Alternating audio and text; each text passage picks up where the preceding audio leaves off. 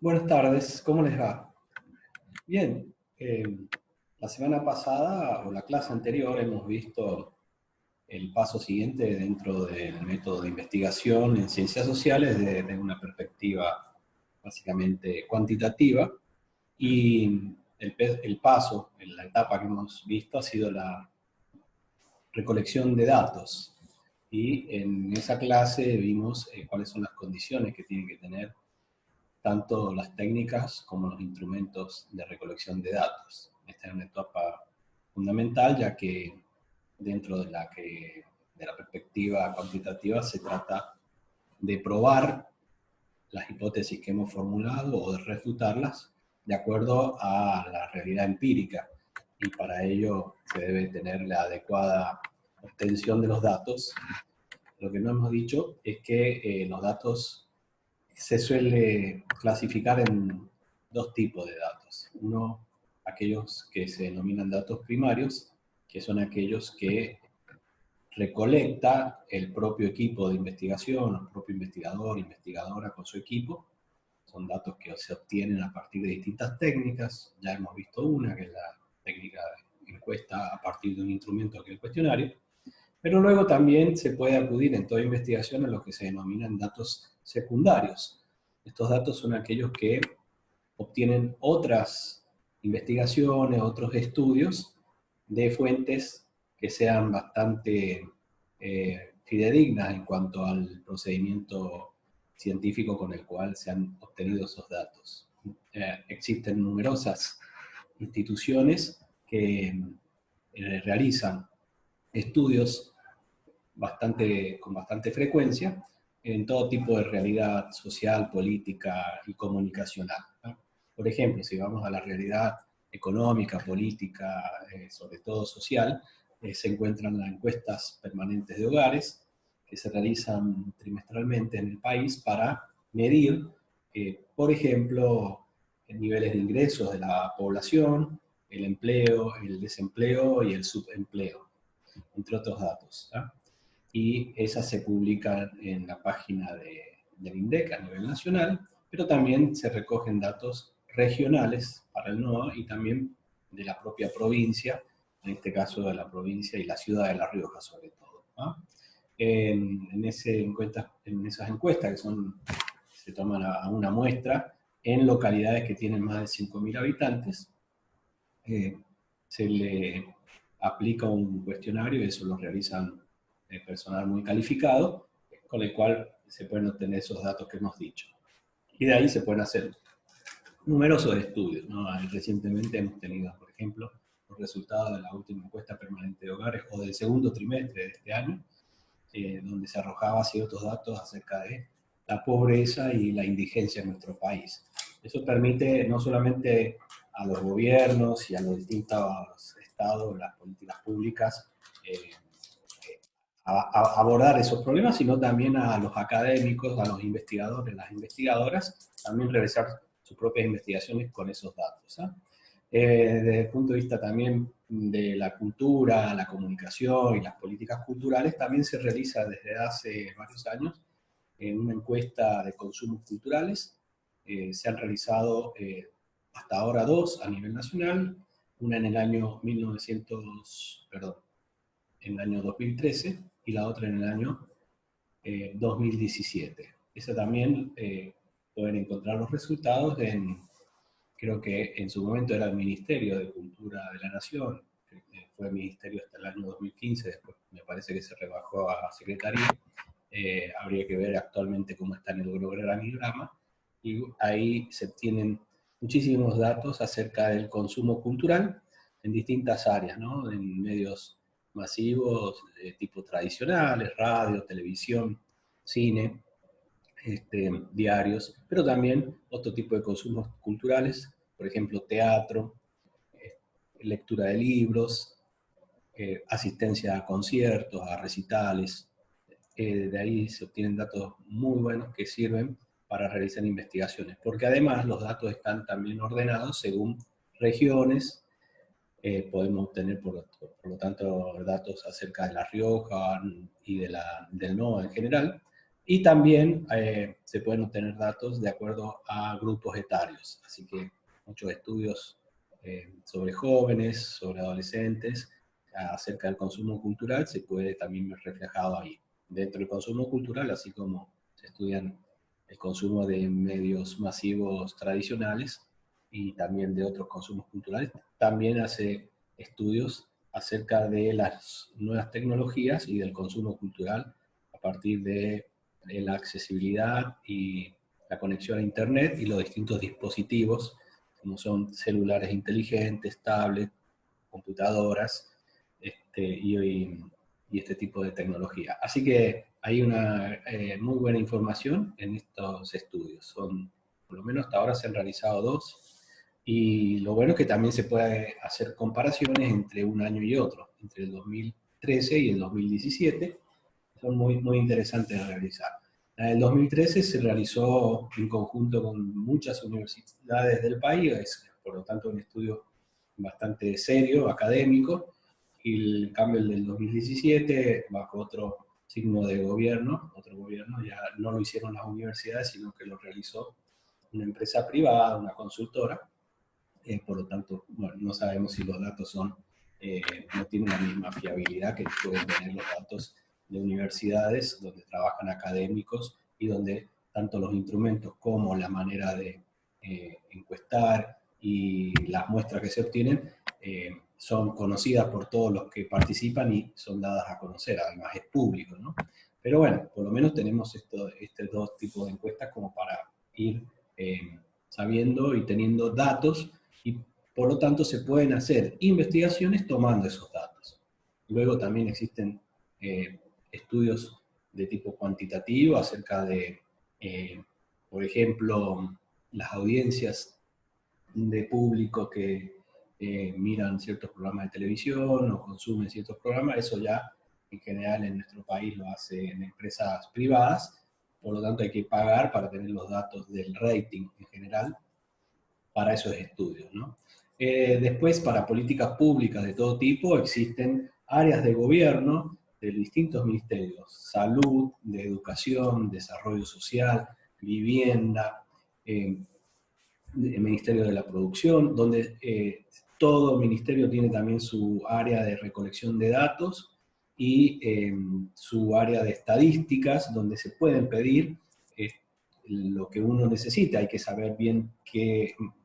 cuál es la información que ellos recolectan como para poder pedir. Y generalmente con una nota bien fundamentada se suelen dar, o sea, no hay problema con dar esos datos. En salud, por ejemplo, está el área de estadística de salud y continuamente tienen un cuaderno donde anotan quiénes han pedido determinados datos y se los preparan generalmente con 15 días, hay todo un tiempo, por supuesto, para dar esos datos. Bien, eso como para saber que existen muchísimos datos de fuentes secundarias que nos pueden servir para una multiplicidad de investigaciones y de estudios desde un método científico con accesibilidad a datos que son confiables, como hemos dicho, que es una de las características, tienen que tener también la validez y la objetividad necesaria. Hemos visto algunas de las técnicas de recolección de datos cuantitativa como la encuesta, pero hemos dicho que existen otras, por ejemplo el análisis de contenido cuantitativo, yo he subido ahí un material, y después existe otro, por ejemplo, observación de tipo cuantitativa. La observación es una manera de tomar datos muy antigua, no solamente al ámbito de la ciencia, pero como instrumento se ha ajustado bastante para a los fines de investigaciones de tipo científicas dentro de lo social. Y además de las técnicas de tipo cuantitativa, existen técnicas cualitativas, donde ahí ya vemos el origen de este tipo de técnicas. Las cualitativas tienen que ver con otra perspectiva epistemológica acerca de las ciencias sociales. Eso lo vimos en las primeras unidades. Habíamos visto que dentro de las ciencias sociales existen 2 enfoques distintos, uno que hace referencia al modelo de las ciencias físico-naturales, que considera como forma de abordar estudios científicos de la misma manera que lo realiza la ciencia físico-natural, es decir, tratando de encontrar leyes que expliquen comportamientos individuales o singulares, ¿no? Como hemos dicho, en la física, por ejemplo, la caída de un objeto es explicada por una ley general, que es la ley universal la ley de gravitación universal, ¿no? Y dentro de la economía, por ejemplo, leyes de mercado, por ejemplo, para fijar el precio, se fija entre una oferta de determinado producto y la demanda, y hay un punto de equilibrio entre la oferta y la demanda que termina fijando el precio de ciertos productos en mercados idealmente competitivos. Cuando hay monopolios, ya el precio se desfigura esta fórmula, y por lo tanto pasan a ser los monopolios los que tienen el poder de fijar precios sin tener en cuenta la demanda, ¿no? Una de las cosas que ha sucedido, por ejemplo, con el tema de las tarifas de internet, de cable, de telefonía en nuestro país, con la monopolización que se ha venido desarrollando en estos últimos años a partir del grupo Clarín, que ha tenido la posibilidad, por sus modos de presión, de hacerse cargo no solamente del diario, que era lo primero con lo que comenzó, sino también de canales de televisión, de canales de cable, del papel prensa, en la época de la dictadura, que se quedó con una empresa que era la fabricación del papel para diarios. Bueno, y también últimamente, en estos últimos 4 años, también el apoderamiento mediante leyes que le han favorecido de telefonía, ¿no? Bueno, esto es algo que insólito, no sucede en otros países, ni siquiera en países de mercado como es, con economía de mercado como es Estados Unidos. Un canal de televisión, por ejemplo Fox o cualquier otro, no puede ser dueño de medios de diarios de papel, o The New York Times, que es uno de los diarios más importantes, o The Washington Post, que son diarios importantes, como decir Clarín y La Nación acá, las leyes no permitan que sean propietarios de canales y de televisión. Bueno, acá, a partir de esa monopolización, bueno, han fijado precios que los ponen ellos y no es fruto de la oferta de la demanda, por lo tanto, esta ley general no se cumple. Bueno, entonces estamos hablando de este enfoque de tipo cuantitativo que trata de medir los fenómenos para encontrar cierta regularidad en ciertos comportamientos, y a partir de esa regularidad formular una cierta ley que puede convertirse también en una hipótesis, y luego esa hipótesis debe ser entonces comprobada a partir de los datos que tenemos, ¿no? Ese es un enfoque, y es un enfoque cuantitativo que viene a partir del modelo de las ciencias físico-naturales, y luego está el otro enfoque que viene más del ámbito de las ciencias humanas en general, que tiene su origen en epistemólogos y filósofos alemanes que consideran que las ciencias sociales, como toda ciencia humana, tiene una particularidad que la distingue de las ciencias físico-naturales, y es que se estudia al ser humano, a las personas, y las personas, además de tener conductas que son visibles, objetivas, también tienen motivos para esas conductas, motivos subjetivos, motivos de tipo tanto subjetivo como también el significado que los propios sujetos o actores le dan a las acciones y a sus prácticas. Y ahí el interés está puesto no tanto en ver las regularidades de comportamiento, sino la singularidad de ciertos fenómenos sociales. Por lo tanto, en ese caso ya las técnicas son distintas a las técnicas cuantitativas. En este caso, en general, en las ciencias sociales se han seguido técnicas de tipo cualitativas, como son, por ejemplo, también la observación de tipo participante o no participante. Se ha desarrollado mucho, sobre todo en el campo de la antropología, grupos de antropólogos o antropólogos que conviven con una misma cultura para poder explicar estos fenómenos que se pueden observar, pero son explicados desde la propia cultura. ¿Esto qué significa? Desde el propio significado que las culturas le otorgan a esas acciones, ¿no?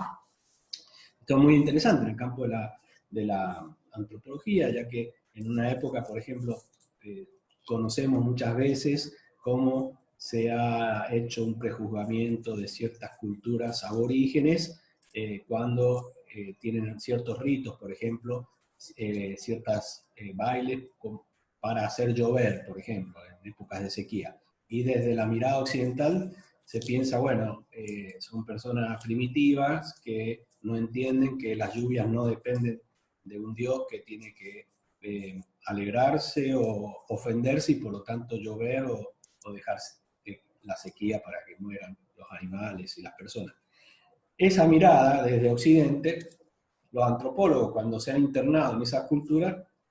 han comprendido desde la comprensión, por lo tanto, del significado que las propias personas y esa cultura le da a ese tipo de ritos o ese tipo de acción de tipo cultural, han dado cuenta de que el sentido, digamos, del baile para hacer llover no es porque se cree que va a haber un Dios que se va a alegrar y por lo tanto va a hacer llover, digamos, una especie de sacrificio que se hace para que haga llover un Dios, sino que tiene un significado para ellos muy distinto que tiene que ver con la integración, un rito que permite integrar a la comunidad en momentos de mucha necesidad y por lo tanto tiene ese significado y no tanto el que le damos nosotros desde afuera como observadores externos, desde nuestra propia mirada cultural. Así que son muy importantes esos estudios, también se denominan estudios de tipo etnográficos, o de observación etnográfica, y vienen del campo de la antropología, pero se usan mucho en las ciencias, tanto la sociología, las ciencias políticas, las ciencias de la comunicación, ya que se trata precisamente de poder captar el sentido, el motivo, el significado que los propios actores otorgan a las acciones, que pueden ser sociales, ¿no? Después, además de ese tipo de técnica, existen otras, por ejemplo, que se usan mucho es la entrevista en profundidad. En este caso ya se selecciona, como en todas las técnicas cualitativas, la muestra no tiene nada que ver, digamos, con la teoría de muestreo que hemos visto nosotros, sino que generalmente se eligen pocos unidades para la muestra, digamos, en este caso, y en el caso de la entrevista a profundidad se eligen aquellas personas que son más representativas de un grupo, a quienes se le hace una entrevista con preguntas que generalmente son abiertas. Acá lo importante es tener en las preguntas, además de las variables que uno quiere estudiar, ciertas categorías que son las que nos van a permitir indagar con esas personas en la entrevista en profundidad aquellos aspectos que uno quiere conocer. En la entrevista de profundidad, el instrumento es más flexible que en la encuesta, el cuestionario. Recordemos que en la encuesta hay un cuestionario que suele ser estructurado con preguntas que ya están prefijadas y que tienen números, están codificadas y también las posibles respuestas, y eso luego se procesa de manera estadística. En cambio, en la entrevista de profundidad, que también es una relación de un investigador o un entrevistador con la persona o las personas que son motivo de estudio, en este caso se usa un cuestionario que suelen ser preguntas abiertas, es como una guía, muchas veces no se realizan todas las preguntas o mientras se va conversando pueden ir surgiendo otras preguntas y siempre teniendo en cuenta, muy en cuenta, el objetivo de la investigación, porque en una entrevista se puede ir hacia cualquier lado, siempre hay que tener presente los objetivos de la investigación para saber hacia dónde va la entrevista. En este caso, entonces, se realiza a pocas personas que tienen que ser significativas desde el punto de vista de los objetivos de la investigación que uno va a hacer, y se utiliza como instrumento un cuestionario de preguntas abiertas. Es muy importante en este caso el adiestramiento que tiene que tener el investigador en cuanto a saber cómo preguntar para poder dar la libertad para que el que responda pueda explayarse con la mayor libertad y el mayor pocos condicionamientos, es decir, con escasos condicionamientos por parte del investigador. ¿Eso qué quiere decir? Que no responda a aquello que el investigador quiere que responda, sino que pueda responder a aquello que realmente piensa, siente o el sentido de su propia respuesta, ¿no? Eso se denominan entonces entrevistas en profundidad. Entonces, tanto de estas técnicas están en el libro de Sampieri, pero también en el libro que yo les voy a pasar con este tipo de herramientas, de instrumentos de investigación que son muy útiles y que daría lugar a otras materias, ¿no? Es decir, a tener una materia que fuera específicamente sobre técnicas cuantitativas y otra materia sobre técnicas cualitativas. Lo importante es que ustedes sepan que existen esta caja de herramientas, de técnicas, y que se van a usar de acuerdo, se elige a aquellas que sirve a los fines de la investigación. Por lo tanto, hay que tener muy en claro siempre los primeros pasos de la investigación. Los objetivos de la investigación, por supuesto el tema, los objetivos, el marco teórico que se usa, las hipótesis, si es que hay hipótesis. En el caso de los enfoques cualitativos muchas veces no llevan hipótesis, sino ciertos supuestos, porque la investigación cualitativa es más empírica, es más de tipo inductiva, es decir, que se va desde el conocimiento de la realidad empírica y recién ahí se elaboran ciertas teorías o explicaciones, distinto al enfoque más tradicional de la ciencia, que parte de teorías que están en el marco teórico, que ya están desarrolladas, y que luego de esas teorías surgen hipótesis, y esas hipótesis hay que refutarlas o confirmarlas, ¿no? Bien, otra de las técnicas de investigación cualitativa, también además de observación participante o no participante, las técnicas de tipo etnográficas y la entrevista en profundidad, una técnica que se está usando muchísimo en el campo de lo político y también de otro tipo de investigaciones son los grupos focales. También se usan mucho para el marketing de productos y de servicios. Los grupos focales son especie de entrevistas en profundidad, pero no a una sola persona, sino a un grupo, generalmente de 7, 8 personas. Ese grupo tiene que tener las mismas características. De alguna manera tienen que ser homogéneas, porque por lo generalmente se realizan grupos focales en una investigación, grupos focales con características homogéneas para poder hacer comparaciones, ¿no? Por ejemplo, de hombres de cierta edad, jóvenes, o de mujeres con ciertas profesiones, o jóvenes de cierta zona o de cierta característica socioeconómica. Los grupos focales se van a hacer de acuerdo siempre a los objetivos de la investigación y a lo que uno va a buscar. Supongamos que uno quisiera también estudiar, a ver, en esta época de pandemia, el uso de las tecnologías digitales, computadora y celular, y ver dentro del proceso de enseñanza-aprendizaje cómo estudiantes secundarios se han visto modificado ese proceso a partir del uso de las tecnologías y de la no presencialidad. Bueno, uno sabe que va a ser distinto el uso y la manera en que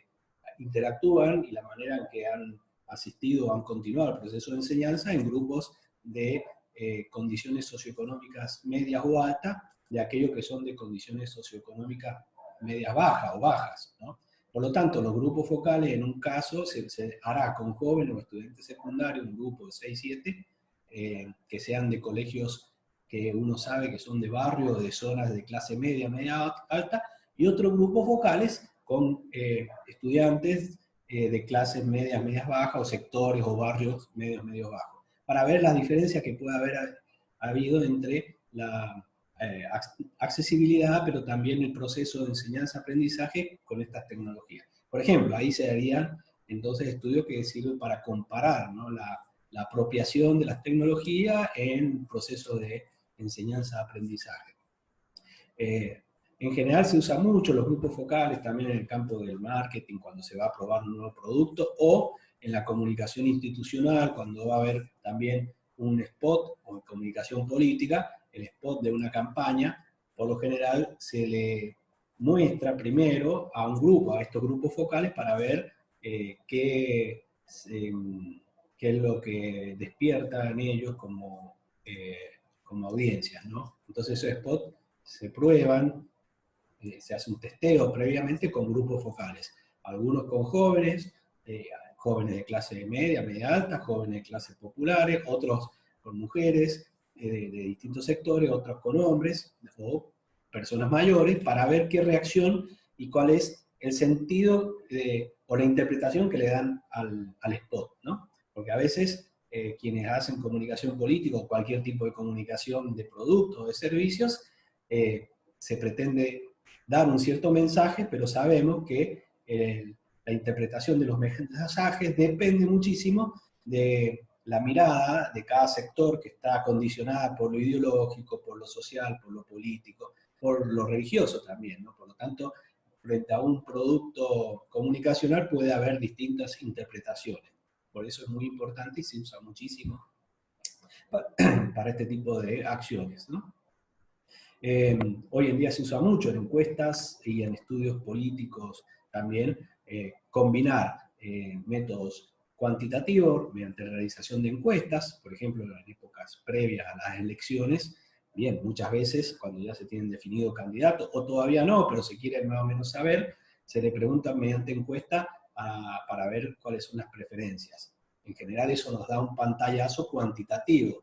tanto es el porcentaje que prefiere el candidato A o al candidato B, cuál es el porcentaje que prefiere a tal partido, a tal otro, o ideológicamente cuáles son los que se prefieren. Bueno, eso es cuantitativo. Pero luego se hacen también estudios de grupos focales para ver, más allá de la aceptación que tenga un candidato o no, cuál es la percepción que tiene la gente acerca de ese candidato, cuáles son sus principales cualidades, sus principales defectos, porque digamos, uno cuantitativamente puede saber, bueno, el 60% va a votar el candidato A y el 40% al B, pero eso es cuantitativo, habría que ver en los que lo van a votar, por qué lo van a votar, es decir, desde el punto de vista cualitativo, la motivación. Unos pueden ser porque es muy eficiente, otros porque es honesto, otros porque es más, o la candidata tiene mejor, habla mejor, no sé, puede haber distintos motivos, ¿no? Lo mismo con el rechazo a cierta imagen, ¿no? De candidatos, de partidos o de candidatos, ¿no? El rechazo a la imagen a cierta persona puede deberse a diferentes causas y por lo tanto conocer esas causas y el significado que tienen los públicos, que pueden ser diversos acerca de un candidato, de una política pública o de un partido, puede servir para mejorar las estrategias comunicacionales en comunicación política para ese sector, ¿no? Así que, bueno, esos son grupos focales, por lo tanto sería otra de las técnicas cualitativas de investigación, muy usadas, no solamente para el campo del marketing que hemos hablado, de la publicidad de productos, también en el marketing político, en la comunicación política, sino también en estudios de educación, de salud, de todo tipo que refiera también a poder captar entonces aquello que grupos homogéneos, digamos, que tengan las mismas características, puedan compartir respecto a la temática, al objetivo que estamos buscando en nuestro estudio, ¿no? Bien, eso sería respecto a estudios con personas o con grupos o instituciones. Ahora, también sabemos que muchas veces se estudian mensajes, discursos que están plasmados tanto en lenguaje, perdón, en códigos escritos, verbales, como audiovisuales. Aquí, así como dentro de las técnicas cuantitativas existe el análisis de contenido cuantitativo, dentro de las técnicas cualitativas tenemos una variedad también de técnicas. Algunas se denominan análisis de discurso, existen análisis de discursos sociales y políticos en general, también en el campo de la semiótica, que muchos tal vez hayan tenido esta materia o hayan podido leer algo de semiótica o de semiología, saben que hay distintos enfoques teóricos acerca de la semiología, y que es el estudio de los signos en el seno de la vida social, es decir, de los signos, de los códigos y cómo se interpretan. Y por lo tanto acá también existe una variedad de técnicas de análisis de discurso, de análisis de texto, que sirven para realizar estudios de tipo cualitativo, ¿no? También dentro de los estudios cualitativos existe los estudios de tipo hermenéutico, que son estudios que hacen interpretación de textos, que pueden ser tanto textos sociales, políticos, literatura, textos de ficción, pero que permiten hacer una interpretación social de esos textos, ¿no? Eso es una técnica que se usa mucho en el campo de la filosofía, pero que también se puede utilizar en el campo de lo social, de lo político, de lo comunicacional. Eso se denomina entonces hermenéutica, que tiene una tradición bastante antigua, surge en el campo de la teología, cuando se trataba, o se trata en realidad en el campo de la teología, de interpretar los textos sagrados, ¿no? Entonces, del campo de la teología y de la religión, se empezó a leer los textos sagrados, interpretando aquello que dicen los textos de acuerdo a el contexto histórico, político y del desarrollo del pueblo judío en el momento que fueron escritos esos libros sagrados, ¿no? Y también dentro del cristianismo, también la interpretación de textos, de cartas, de evangelios, de las cartas de San Pablo, de algunos de los apóstoles, a la luz, digamos, del contexto en el que fueron escritos o se transmitían de manera oral primero y luego en forma escrita, ¿no? Por lo tanto, hay todo un trabajo que se denomina hermenéutico, de interpretación de esos textos, para no darle una interpretación literal, sino una interpretación precisamente adecuada al contexto en que fueron dichos, ¿no? Así que de ahí surge todo este campo de la hermenéutica y de interpretación de textos, que luego de la teología pasa a implementarse o a usarse dentro del campo de la filosofía, en los estudios filosóficos, de textos también filosóficos, y por lo tanto luego pasan a ser una técnica de uso muy habitual en el campo de las ciencias sociales en general, ¿no? Tanto la historia, la política, la economía también, hay estudios económicos de leyes y del campo del derecho también, y del campo de la comunicación, ¿no? Así que, bueno, a lo que queremos entonces es terminar de mostrar el abanico de posibilidades de técnicas y herramientas de investigación, tanto desde el punto de vista cuantitativo como desde el punto de vista cualitativo. Es muy útil, eso hay muchos manuales sobre distintas técnicas, por lo tanto va a depender en el diseño de investigación que se realice, en tanto la investigación que puede ser una tesis o un trabajo de investigación que puedan realizar en el día de mañana de trabajo que ustedes se desempeñen, o como académicos o como investigadores, saber que existen estos y que las técnicas pueden usarse varias en una investigación y que va a depender siempre de los objetivos de investigación, del marco teórico y de aquellas variables, en definitiva, que se quieren medir o que se quieren estudiar, ¿no? Cuando hablamos de medir, hablamos en realidad de un término que es mucho más amplio que la medición cuantitativa, sino captar ese dato o el significado que queremos dar al objeto de investigación, ¿no? Así que hasta ahí vamos a subir material que les puede servir para que ustedes tengan. La idea es tener que ustedes puedan contar con ese material que les pueda servir para el día de mañana o para cuando hagan seminarios de tesis o cualquier investigación. Muchas gracias.